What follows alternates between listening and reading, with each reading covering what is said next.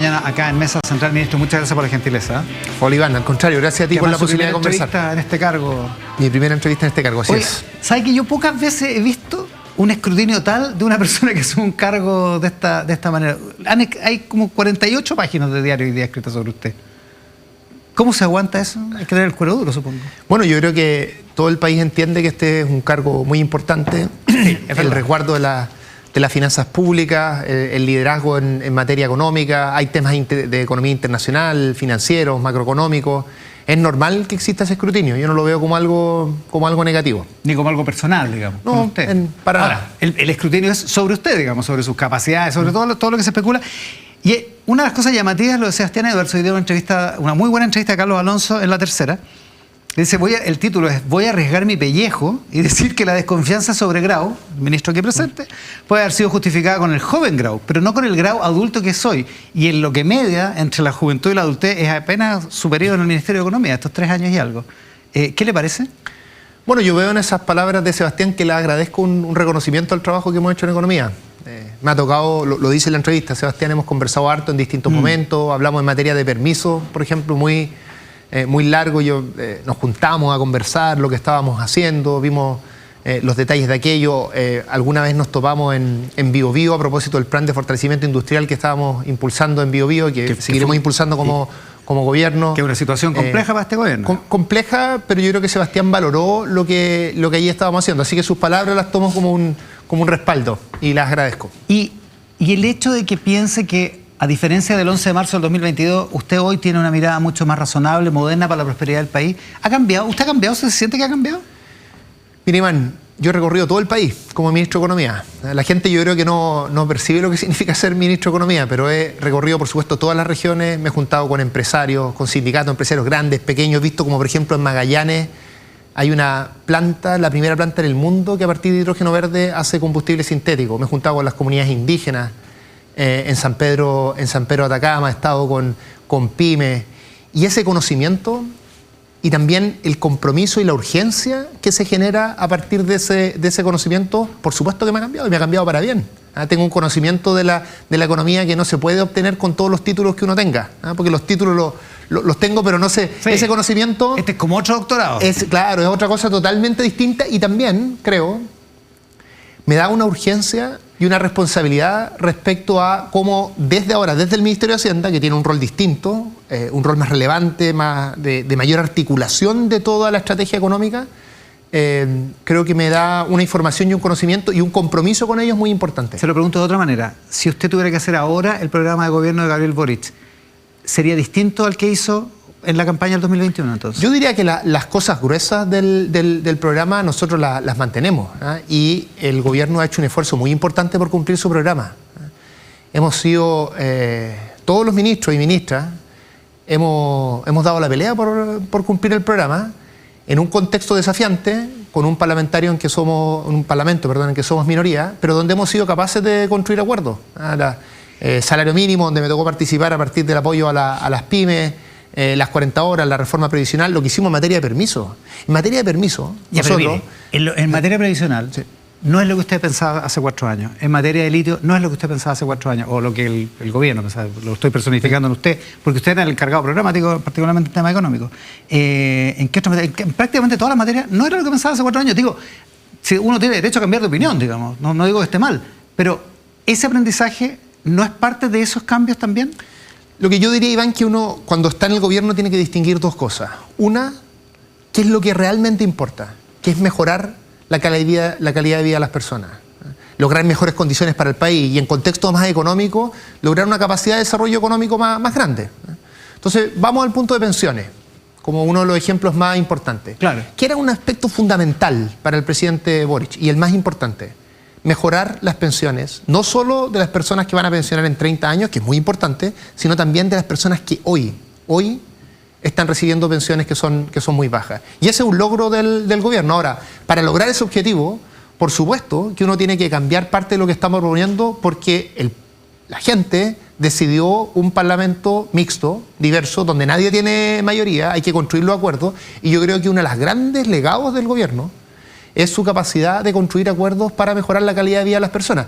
Y eso, la verdad es que yo siempre he tenido esa visión y creo que es muy razonable que uno, cuando entre un gobierno, presente el programa de lo que quiere hacer, con todos sus detalles, y luego mantenga muy firmes las convicciones, los aspectos fundamentales y busque generar las condiciones para que aquello se pueda cumplir, aún cuando no necesariamente se llegue exactamente a lo que se había planteado inicialmente. Se lo pregunto de otra manera. Un militante del Frente Amplio, de Prodignidad, de lo que era Prodignidad en 2021, ¿no tendría razones para ir a reclamarle al CERNAC por lo que obtuvo después de haber votado por el presidente Boric? Yo veo que en todo el gobierno, las distintas sensibilidades que están en el gobierno, que creo que ha sido un aporte del gobierno, juntarlas, ¿no? Y hoy estamos mucho más unidos de lo que estábamos al comienzo del gobierno, lo que es una muy buena noticia. En esas distintas sensibilidades yo veo bastante satisfacción con lo que se ha logrado. Ahora, habiendo contestado a la pregunta, eso no es lo más importante. Lo más importante es que la gente esté mejor.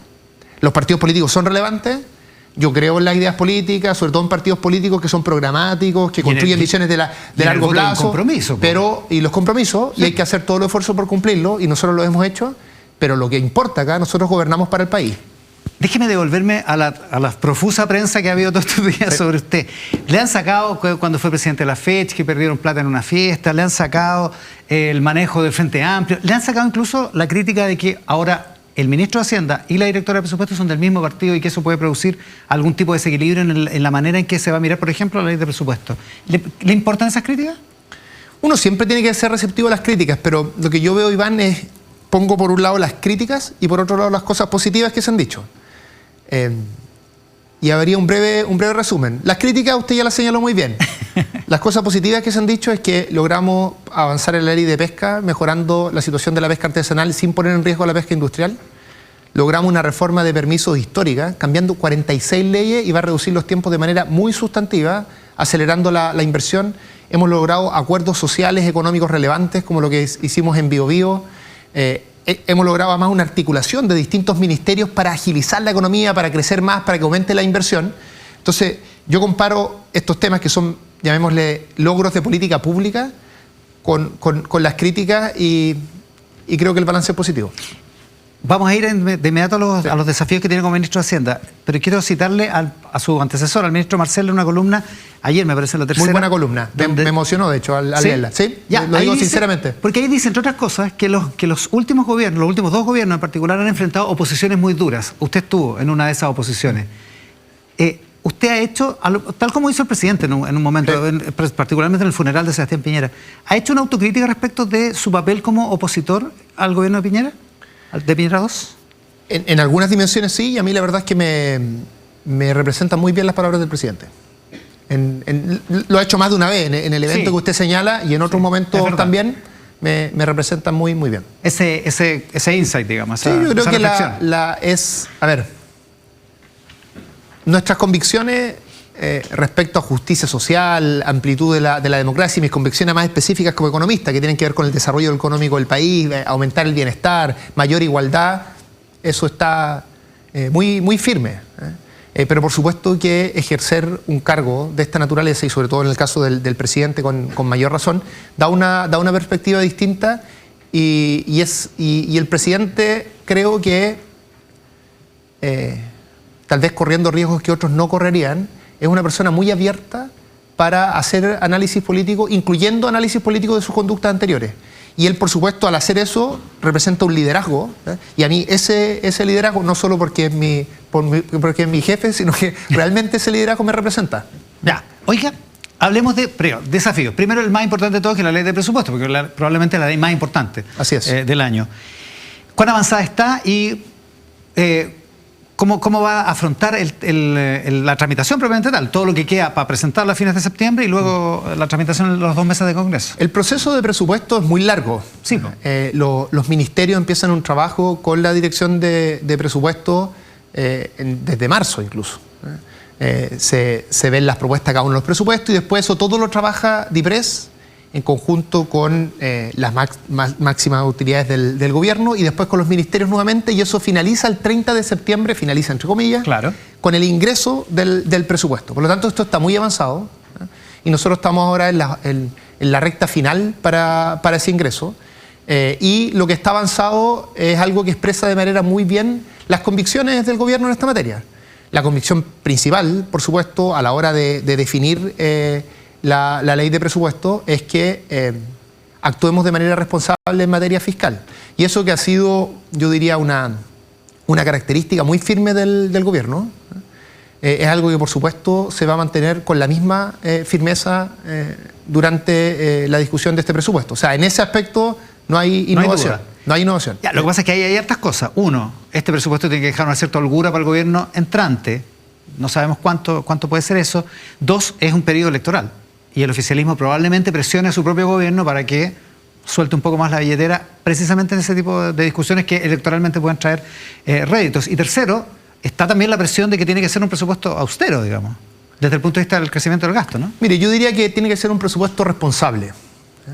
Y un presupuesto responsable significa que nosotros como gobierno nos hemos definido una trayectoria para ir reduciendo el déficit estructural y de esa manera contener la deuda, que es algo muy relevante. Una trayectoria está dada, o sea, digo, no va a haber cambio en eso. Es dada, es transparente y es una de las fortalezas institucionales de cómo se discute el presupuesto en Chile. Claro, y el gobierno, para explicarlo a quienes nos están viendo, porque a veces estas cosas son un poco ajenas, lo que hace un gobierno cuando llega, tiene algunos meses para aquello, es que define una trayectoria fiscal. Y después eso permite que la misma ciudadanía, los distintos partidos políticos, los parlamentarios, evalúen cómo el gobierno lo hace respecto a esa trayectoria. Y esa trayectoria es de cuánto gano y cuánto gasto, claro, básicamente, como cualquier familia. Exactamente, que define un déficit, un superávit al que uno quiere llegar. Y nosotros vamos a cumplir con esa trayectoria, por supuesto. Con la misma trayectoria que dejó Marcel, digamos. Por supuesto, hay un decreto que está en toma de razón de Contraloría, pero es un decreto ya público, transparente, donde nosotros señalamos cuál tiene que ser la trayectoria de responsabilidad fiscal y esa trayectoria, por supuesto, que la vamos a cumplir. Ya, eso indica un cierto nivel de pero yo diría que es el parámetro más importante porque da cuenta del compromiso en materia fiscal. Claro, lo que pasa es que ese número en rigor es un porcentaje respecto de los ingresos y también el mismo ministro lo desea, digamos, uno de sus grandes dolores fue haber sobreestimado los ingresos en el 2024. Desde ese punto de vista, ¿qué se está haciendo para estimar muy correctamente los ingresos del 2026? A ver, si no ahí se yo diría dos cosas, Iván. Lo primero, un cierto recuento de lo que ha sido la política fiscal de este gobierno. Este gobierno llegó después de una administración que por razones atendibles, porque estábamos en el COVID, se tuvo uno de los déficits fiscales más grandes que hemos tenido en nuestra historia. Y eso significó que en el año 2022 hicimos un esfuerzo gigante en materia fiscal. Y no solo cumplimos la meta, sino que la sobrecumplimos. Porque hicimos todo lo que se requería para cumplir la meta y además tuvimos algo de suerte por el precio del litio. Claro. Esa es la combinación de nuestro compromiso político, que era una decisión del presidente y en ese momento del ministro Marcel. Y por otro lado, lo positivo del precio del litio nos permitió sobrecumplir la meta el 2022. En el marco de una ley de presupuesto que había sido aprobada cuando Rodrigo Cerda estaba ocupando su Pero oficina, aún así, una cosa es que esté en la ley y otra cosa es que cumplirla. Se cumpla, okay. Lo segundo, el 2023 cumplimos la meta también. Y el 2024, efectivamente la meta no se cumplió, pero no es que se cumplió porque el gobierno... se cumplió por harto, Sí, usted tiene toda la razón, pero no es que se cumplió porque el gobierno gastara más. De hecho, el gobierno gastó menos de lo que estaba en el presupuesto. Porque se sobreestimaron los ingresos. Lo que sucedió es que por distintos cambios que se habían hecho antes de nuestra administración y las estimaciones que se señalaba iban a tener estos cambios, se sobreestimó efectivamente los ingresos. Eso ha sido corregido a propósito de su pregunta. Los equipos técnicos de DIPRES son equipos de mucha solidez, dirigido esto por la directora Javiera Martínez, y a partir del análisis interno y también el trabajo con organismos internacionales se ha corregido para que no tengamos nuevamente ese problema. O sea, deberíamos poder confiar en lo que se está presupuestando para el 2026, en términos de gasto y en términos de ingresos. En materia de ingreso, por supuesto, y en materia de gasto nosotros hemos ido bajando. Déjeme para darte un poco de perspectiva, Iván, con esta idea de que en gasto se ha hecho un esfuerzo muy importante. En términos efectivos, el gasto en nuestro gobierno ha crecido en torno al 2% real. En la administración anteriores, los 10 años anteriores, crecía más del 7%. O sea, se está haciendo un esfuerzo de contención de gasto y de repriorizar, muy importante. Yo esto lo viví como ministro de Economía. Mire, yo el presupuesto, en abril, cuando estábamos construyendo el presupuesto del Ministerio de Economía, nosotros hacíamos nuestro presupuesto al 98%. Es decir, teníamos que en términos reales gastar menos. ¿Y por qué la Dirección de Presupuesto hace esto? Porque eso le da espacio para reasignar a las prioridades que tiene el país, a las prioridades sociales, a las prioridades de seguridad, las 3 seguridades que ha establecido este gobierno: seguridad económica, seguridad social y, por cierto, seguridad pública. Entonces, el compromiso que hemos tenido en materia fiscal, en lo que controla el gobierno, que es el gasto, es un compromiso que ha sido a toda prueba y eso, por supuesto, se va a mantener. Conversamos a propósito de la aprobación, cuando se terminó de aprobar la ley de proyectos sectoriales, sí, la llamada ley de permisología, y usted decía: yo tengo una buena relación con el Congreso, incluso con parlamentarios de oposición, incluso hasta los que están más en la oposición, como Rojo Edwards, el senador Edwards. Aspira a tener esa misma relación porque es un año electoral y en la Cámara y en el Senado probablemente va a haber mucha presión. Hay que tener cuero duro y muñeca política, digamos. Sí, por supuesto que espero tener esa muy buena relación y yo tengo una buena opinión del Congreso. De hecho, el Congreso y muchas distintas instituciones públicas, de la política pública en general, son muy criticadas por la ciudadanía, pero lo que yo he encontrado allí es mucha posibilidad de poder conversar los temas, de solucionarlos, y los acuerdos que llegamos en pesca, los acuerdos que llegamos en salario mínimo a propósito del subsidio a las pymes, y el acuerdo que llegamos en materia de permiso es un buen ejemplo de aquello. La ley de permisos, Iván, cambia 46 leyes, el proyecto de ley. Claro, es muy... fue un esfuerzo bien relevante. Y es complejo. Es complejo, sí, por supuesto. Uno tiene no solo tensiones con la oposición, también tiene tensiones con los propios. Eso es parte del quehacer político, pero yo soy un convencido que el Congreso es un muy buen lugar para llegar a acuerdos. Nuestro gobierno lo ha demostrado aprobando leyes en todos los aspectos que son relevantes para la ciudadanía y lo vamos a seguir haciendo. No, la pregunta es por la presión de esos mismos parlamentarios que van a estar un poco más exaltados por el periodo electoral. ¿Usted se siente totalmente respaldado por el presidente en términos de que el gasto hay que contenerlo y que el presupuesto, para ponerlo en sus palabras, tiene que ser un presupuesto responsable? El presupuesto, por supuesto, que es responsable, tiene que ser responsable. Esto es algo que el presidente ha dicho siempre en todas sus intervenciones y algo que resaltó, dicho sea de paso, el exministro Marcel hace algunos días. O sea, no se va a soltar la billetera. Cuando él señaló que se había sentido muy respaldado por el presidente. En otras palabras, la responsabilidad fiscal es una política de gobierno y es uno de los ejes articuladores de la política que ha impulsado el presidente Boric, y eso, por supuesto, se va a mantener. La ley donde está el nuevo régimen para las pymes en términos tributarios, ¿es probablemente la segunda más importante o la más relevante por la premura en aprobarla? A ver, hay distintos temas que son importantes, algunos para el gobierno en general y otros para el Ministerio de Hacienda.